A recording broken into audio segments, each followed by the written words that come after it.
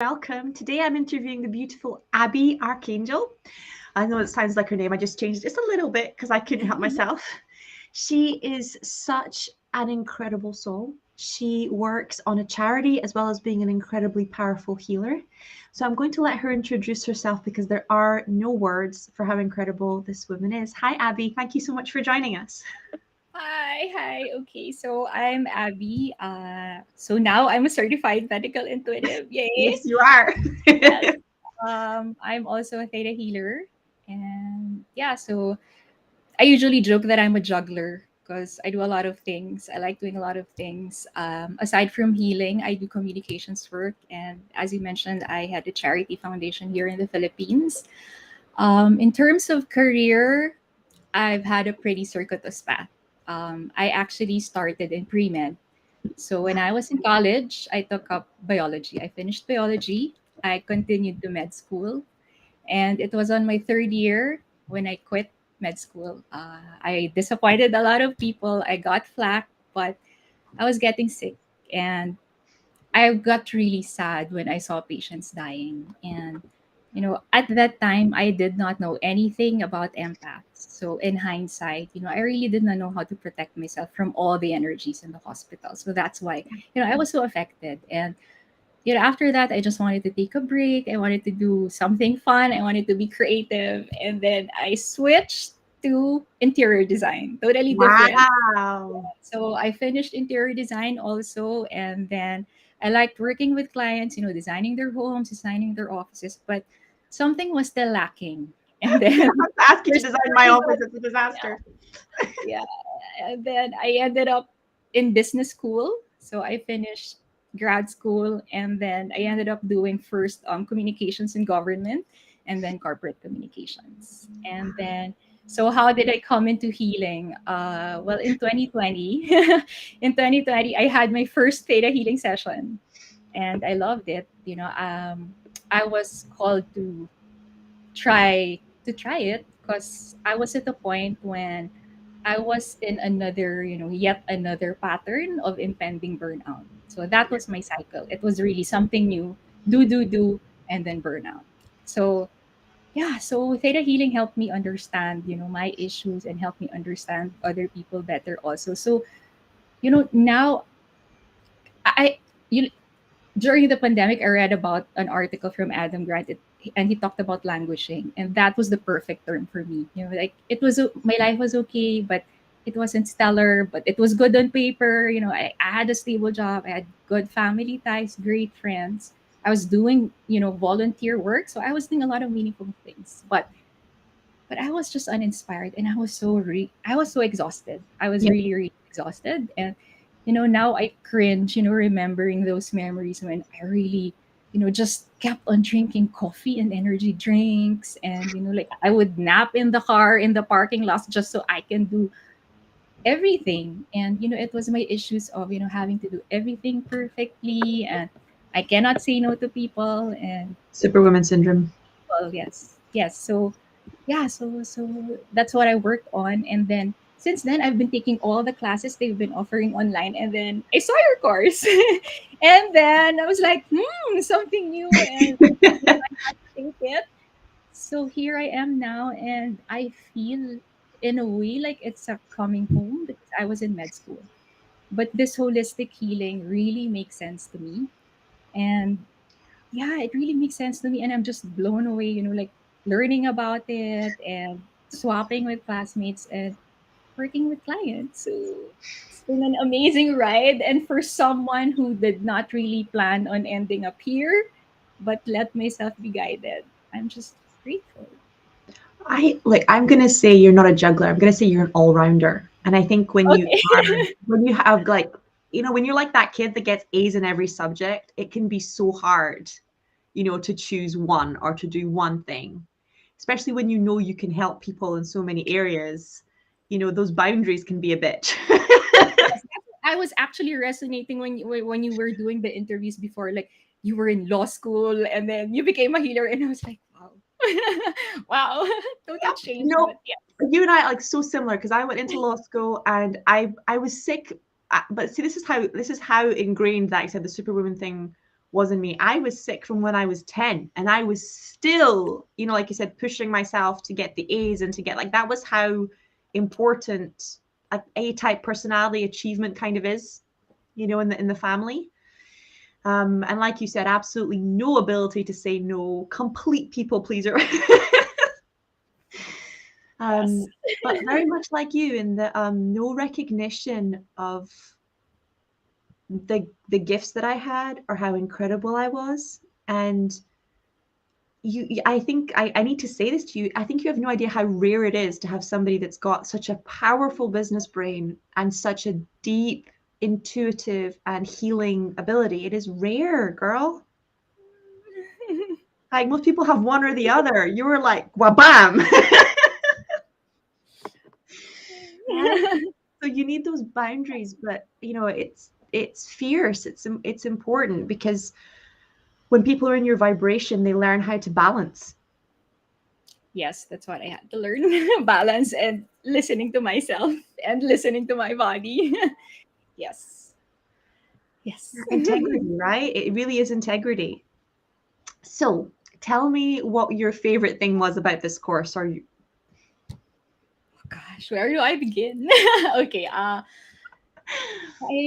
I really like, connecting with the body and connecting with emotions, because I, as you said, and I know you can relate. I was, into intellectualizing and rationalizing. I needed to understand things, Yeah. and I thought I was healing. I thought I was understanding the issues, but I wasn't listening to my body, and I did not know that I had dissociation.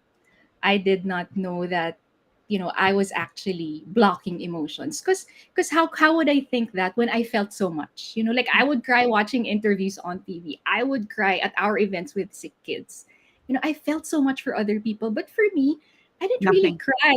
So people thought, my friends would tell me, and I would think, oh, Abby's so strong. You're always so collected, so calm, you're so poised. But no, I was dissociated. So it turns out I wasn't really, welcoming those emotions. I was scared of those emotions. I didn't know how to express emotions. So I there. think so. That's what I worked on, and really listening to my body. And I really also like the, like the forgiving body meditations, because I really realized I ignored my body. I didn't listen to my body. I just pushed. Well, okay. So if I break this down and I stay really vulnerable, like, dissociation is still something I have to work on. And every new level that I get to, it's still my first and biggest block. Really? Really, right? Really. And the reason is, right, that whenever there's a new level of work or a new level of responsibility, I still shut down that little inner child to get to the next level. I'm like, it's harder than I thought. I can't make it to the next level. I don't know what I'm doing. And until I started, particularly with MOM, it's still my first go-to when I'm afraid. It's the disconnect from myself and just do what needs to be done. Exactly. Right? Be efficient, work, do it, finish it. And Yes. every new level, you get the same. It's to a different extent, right? It doesn't rule the roost. It doesn't take me down, but it's the one I have to go, oh, you're back again. Like guests in your house, like Rumi says, it just comes back in. I'm like, hi, you know, that's, Nice. So I have to work on more and more dissociation. I Oh think gosh. it gets to a point where your level of self-trust becomes so deep that you are able to balance. So if I'm really real with you, like, for example, when my son was born in the middle of the pandemic, right? And I had to have an emergency C-section, and I was dealing with the recovery, and my husband got sick at the same time, right? Dissociation, biggest blessing ever, because I was able to completely do what needed to be done to make sure my husband recovered, my baby was good, I was getting better, nothing got infected, nothing bad happened, the whole house still ran like clockwork, right? But then, like you said, the moment that my husband was better, my son was fine, guess who burnt out? So it's a blessing and a curse, because when you are dealing with sick people, and particularly historically speaking, not as a medical intuitive, but when you are in a war zone and you're a nurse, or when you work in an orphanage, or when you work in a situation like where you're a teacher and all these kids don't, they're relying on you and there's no other education, and there isn't anyone else, right? That is where it's not just a tool for survival, it's a tool for enlightenment. Okay. Yeah. Right? But in this world, like where we live in, with the internet, where everything has changed, it's paradigm shifting. It lets you serve in a way that was never possible in the past.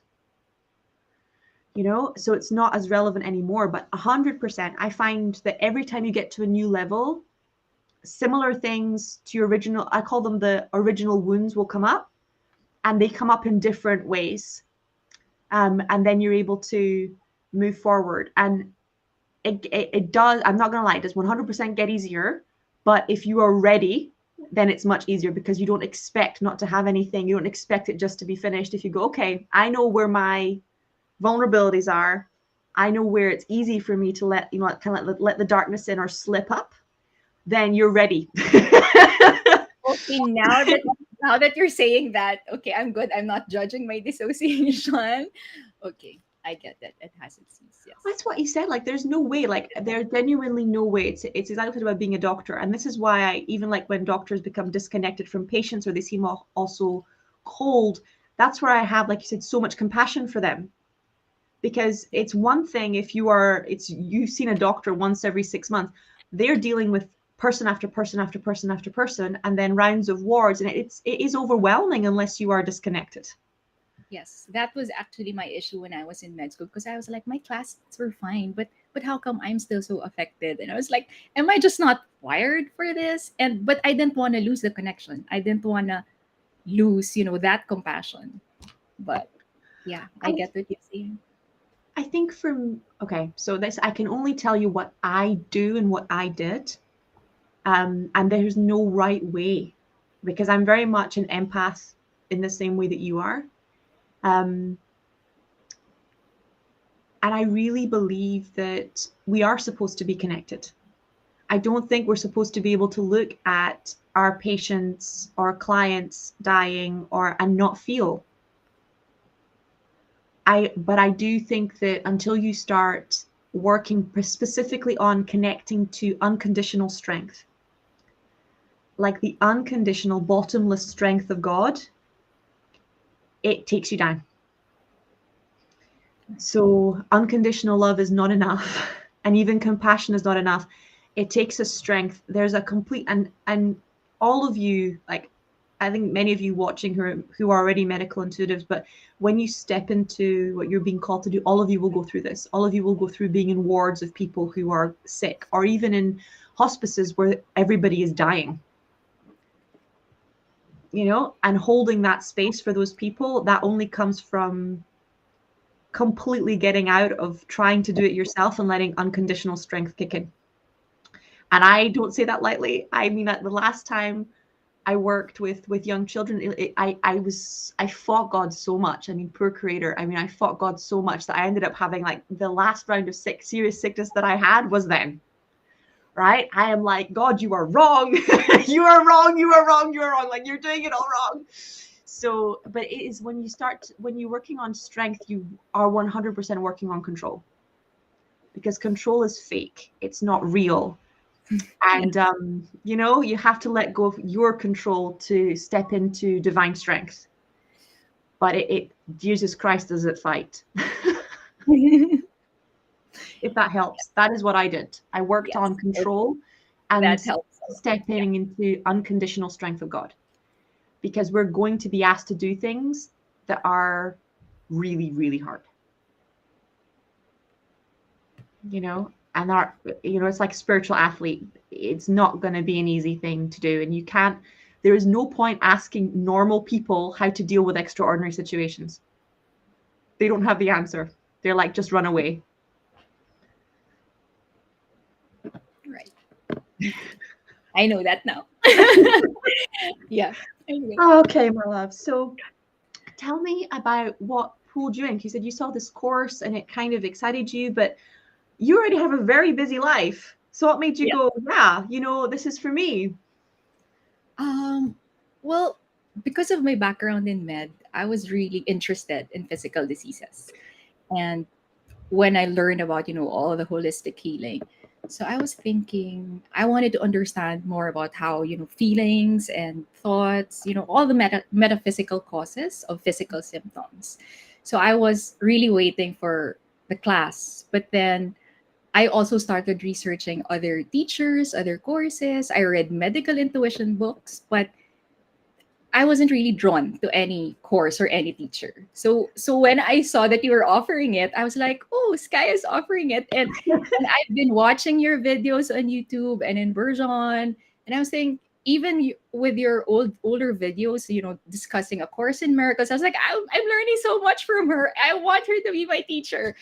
So there. And then when I saw the curriculum, I was like, wow, 6 months, intense. So how am I gonna deal with this? But yeah, so I was even considering I might just wait for the second run. But yeah, I was really drawn to it, and yeah, no regrets. I've been doing this since September. It's been amazing. I've met a lot of, like the kindest, fiercest, but also the most gentle souls. Yeah. It's just They're a really beautiful. fierce. Yeah. Yeah. Okay, so you said that you work deeply on dissociation, and that even though you were really serving other people at a high level and you had infinite compassion, you were still disconnected from yourself. Mhm.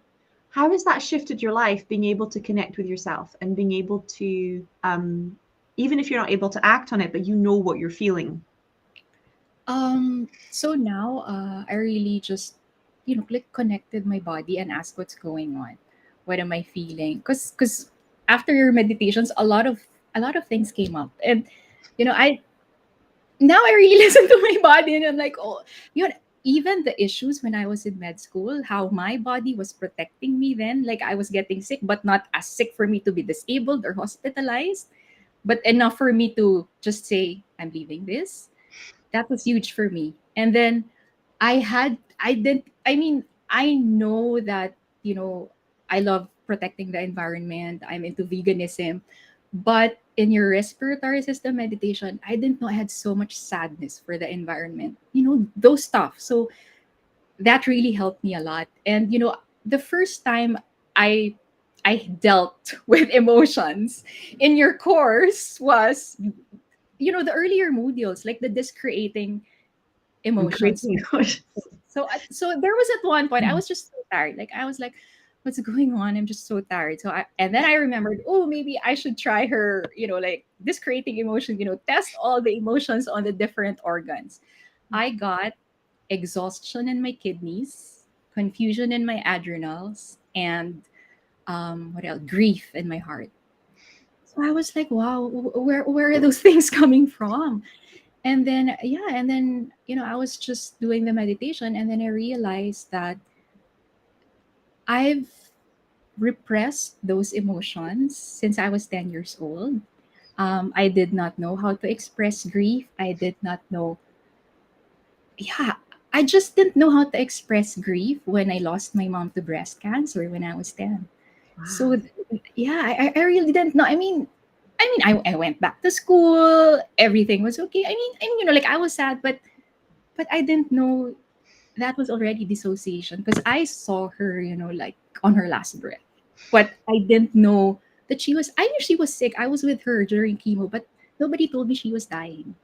So there was also some anger, some confusion. I was 10.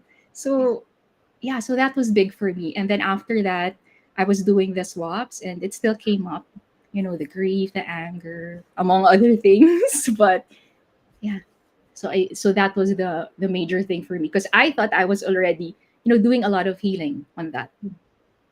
So, but it was still there. Okay, so let me feel this out, because are you telling me it is still there? Um, no, I don't think so because I've been working. I've had a couple of swaps that it really It shifted. turned up. Like, Okay. I yeah, had to like, check, because if it's still there, then we have to talk after. okay, okay, Guys, like, wait a minute, zooming in. okay, Like, yes, please. nope, she's not leaving with this not sorted. Okay, okay. No, 100%. If you have any inkling of that, then reach out to me. I will help you figure it out. Um, grief is so tricky because it starts touching on mediumship and ancestral healing. Yeah. You know, so it is about, like you said, that deep reconnection with yourself and that 10-year-old, but it's also about, like you said, being allowed to go through it alone without anybody holding space. And then it's about your mom, because she, near the second, because Maria had a very powerful mom who passed away as well. And it comes through so strong, you know, because they have their side, their soul is still there, you know. But yeah, that's why it can be a little bit trickier when it comes to grief. It's not because it's not just about us. You start moving into constellations, you know. But particularly breast cancer is about not being nurtured and not allowing yourself to be nurtured. Yes. Yes. So superwoman syndrome came from mom.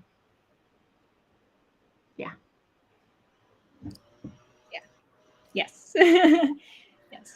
Okay, so where are you going next? You're the first person I've had to ask this, but like I see such a beautiful, incredible vision for your destiny. What are you doing next? Because it's an exciting thing.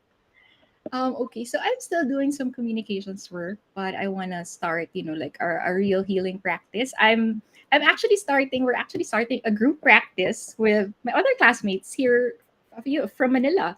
So I'm working with Kai, with Bernice, and with Samsam.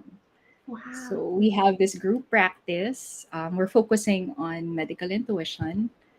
Um, so yeah, I'm still working on more visibility and stepping into power. But since your program, I've been invited to do 2 talks, and even me talking here in public about my issues is already major for me. Like but I just like talking about holistic healing, and so we're starting this group.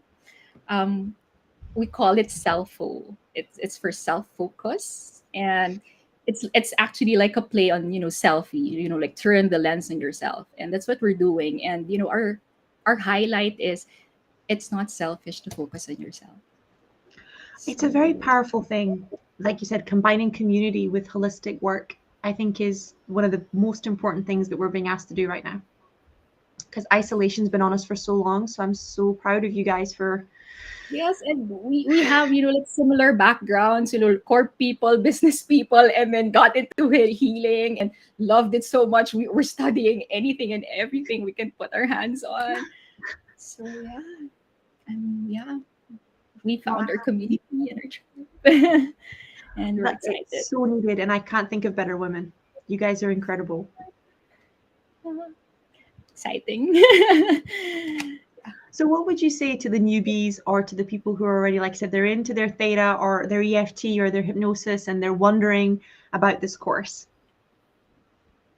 um, just do it. Let the mic For out there. me, no, for me, the course really helped me, like amplify my intuition. Like, because before it was more about knowing and feeling, but before I could also see some, like lights, some colors, but here I could actually see real shapes. I could see like real silhouettes. And on my first body scan, I was so surprised because like when I was doing the reproductive system part, like I was seeing this like white round thing moving from right to the middle, and I was like, interesting.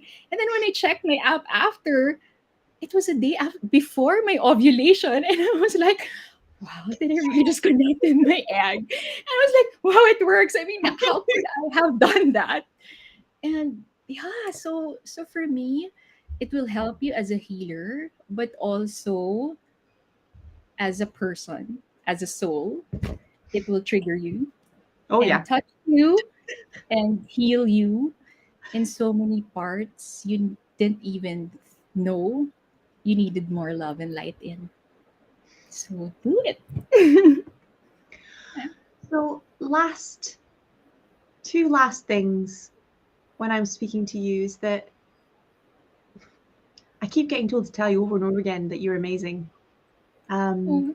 You really are, like, it's so important. I think God needs you to know how amazing you are. and that this is not just going to be a small thing. I promise you, this is going to be a big thing.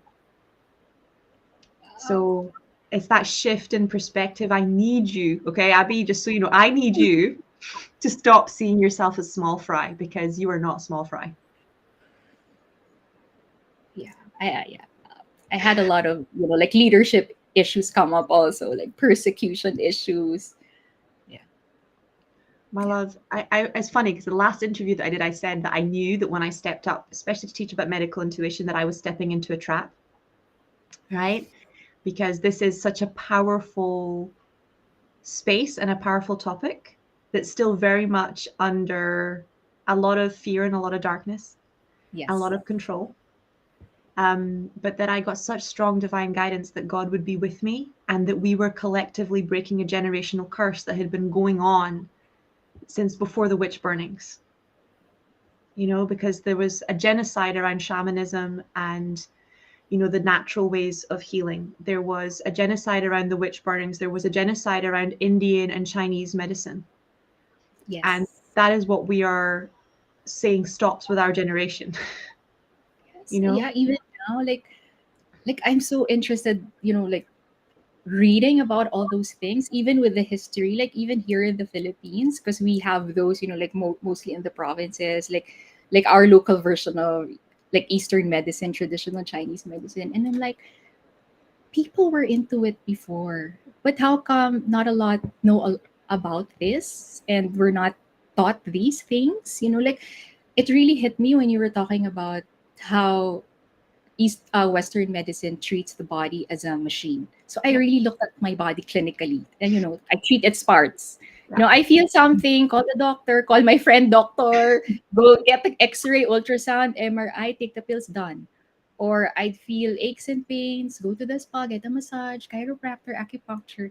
But I never really did like body work and check where it really came from. So how come not a lot of people are open to this kind of healing where you actually trace the root, and it's really also preventive? So I just want more people to know more about it. So when my friends would ask me, I tell them, because and then they get curious, because they would see me and they would say, wow, it's like you're brighter now, your eyes so brighter and you're radiant. I was like, yeah, I was haggard before. But I would say, like I'm doing all these healing, and then they would get curious because I would talk about it, and I was rooted in science and research, from medical school and from other, programs I've taken. But I was open to it, to what other people, might think woo, because they can't describe it. But it worked for me, and I see it working for so many people. So for me, just for them to be curious about it and open about it, I would talk about it.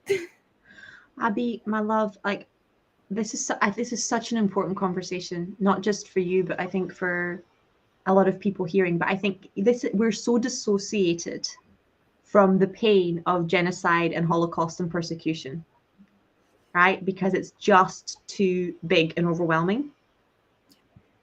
But all of these traditions, every single one of them started before literacy was a main thing. And all of this was passed down through word of mouth and through experience, because exactly like you experienced in the course, there's so much more to teaching medical intuition than a book or a theory or a series of videos. It is an experience holding space for someone who's dying. It is an experience holding place for women who's birthing. It is an experience holding place for people who are overcoming illnesses. And it is a field. I honestly believe that divine medicine is a field of consciousness. And that the ancient shamans and witches and doctors knew this. And that's why it was always learnt through apprenticeship. And it was learnt like drip by drip, because the strength required, like, it's so great, right? That we need someone there holding our hand and going, I know it's really hard, right? I know that you can, and it needs to be one patient at a time, one client at a time. Otherwise we go into, because hospitals as a concept didn't exist till the last 300 years, unless it was a war, right? Everyone was treated in their houses. And there was a reason for that. It was to stop sickness and disease from creating a collective consciousness, right? You put all the sick people in one place. It's not just the light that grows. It's the darkness as well. Right. So when we're when it was taught like one per one and one on one. Like you would be an apprentice to that person for years until you took over their practice, their community.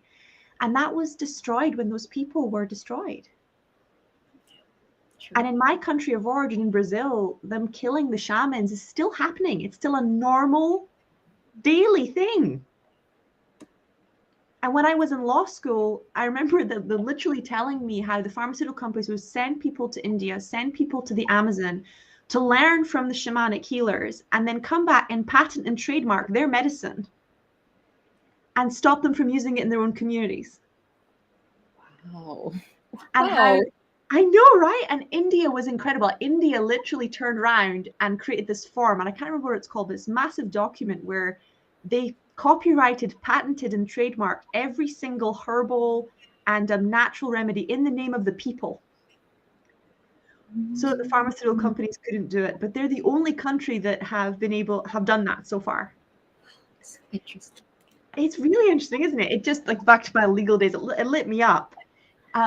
But like you said, this idea that, you know, like, why isn't it taught? Why is it? It was 100% taught. And not only was it taught, it holds great power, because when you help somebody get better, that gratitude and that loyalty they have to you is unconditional.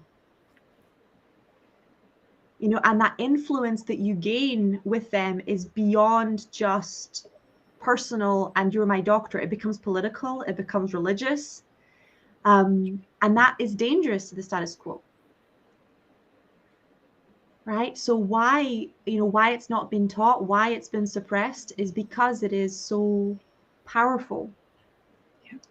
You know, but without it, you can see the darkness, the sickness is raging on the planet and how much it's increasing on a regular basis. You know, yes. It is needed, and not in a small way. Those people were not just about the power they wielded over humanity. It was about their ability to block the darkness from manifesting, you know? So you are, like, genuinely, you are so needed. But when you come up to that place where you go, why isn't it being taught? Because you are picking up a legacy. You are activating a blessing that has been dormant for about 4 generations and giving it back. And there are a lot of people, non-physical and physical, who are like, who have your back. Okay. You know. Okay.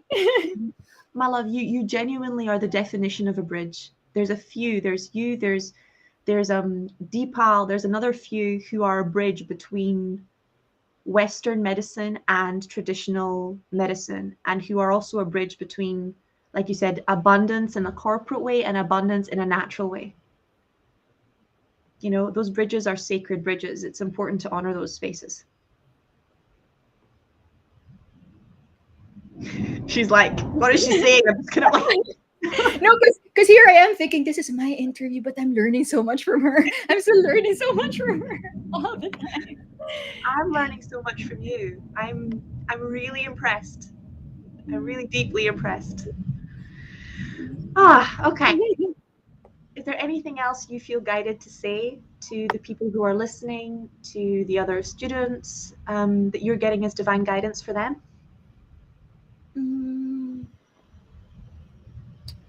I think that's it. Like, if they're really called to it, there's a reason why they're called to it, and they should check on that. Because I also had some resistance before, but you know, at the end of the day, when you're called to it, you just know you have to do it. But yeah, it will help you so much. Like I said earlier, it will trigger you, but it will really touch you and heal you in so many parts in your life. Oh, beautiful. Thank you so much for coming on here, and congratulations for graduating. And I honestly can't wait to see the magic you're going to work. Thank you so much. Beautiful. Thank you. Gorgeous.